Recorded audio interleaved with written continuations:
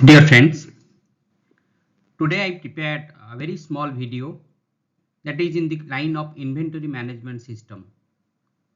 You may pick this particular video in connection to the operation research, in connection to the supply chain management, in connection to the financial management, and in connection to the human resource management. That's why I make this video very small one, because without understanding the things, if you go directly towards the models, it is very difficult for all of you to do and crack the solutions in a perfect way. So inventory management system is very simple one that highlighted about any kind of the resources having the economic value. If some resources has the economic value, that is called as the inventory. If it has no value, just you can pick for your under your control, it means it is the wastages. Inventory management systems can be considered into as physical resources. Example is the raw material. You can take also the spare parts. You can also consider the output of your products. All are the physical resources having the tangibility in nature. Another category is the human resources. You know that unused labor, you put the labor in your activity, but you could not find that how to use them. This type of human resource has no economic value. Then human resource is also considered as one part of the inventory management system. Third one is the financial resources. If your cash in your under your control, but you could not use it in the proper way, your working capital is almost negligible in importance. You have no working capital, that is the another issues. But you have the working capital, but you could not use it for your own benefit, that is another issue. But whatever the things, physical resources, human resources, and financial resources have been considered as the inventory of a system, and you have to use it in a efficient way. Just understanding the things, I just give a very arbitrary examples in an organizations. Raw materials RM means raw material are coming to your organizations, processed in M, machinery 1, machinery 1, machinery 2, machinery 3, and ultimately that is going to output will be produced, and that will be under the control of the sales department. Sales department always be believed that every time I should have enough stock or enough output under my control by which I can address the issues of the customer. Similarly, whenever the product is moving on in the machineries, different types of machineries, WPI, working process inventory, need to be stored. Working process inventory is those parts and subparts that has been kept just near to the machineries, by which machineries could not be interpreted at any part of the time. It will be flow, or it will do in a continuous manner.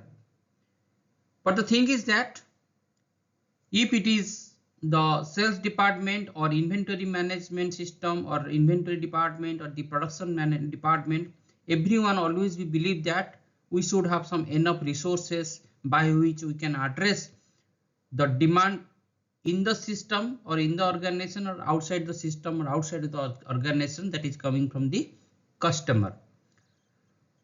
In this way, things has been moving on. But one important thing you have to learn about that inventory has some economic value. You are thinking about the inventory, it means you add some cost, and there is always be a trade-off that benefit should be more than the cost. In this way, there are always be three important decisions come into picture. What items to be stocked? What items to be stocked, that depends on a trade-off between holding cost and demand of the system, demand of the item. If there is no demand, but you putting the cost under your putting the inventory under your control, then ultimately your holding cost or carrying cost will be increased. When should be an order to be placed? There is again a trade-off, whether you go for the periodic review system. Many a times managers or the organization always think that we review the inventory within a definite time period or a definite quantity.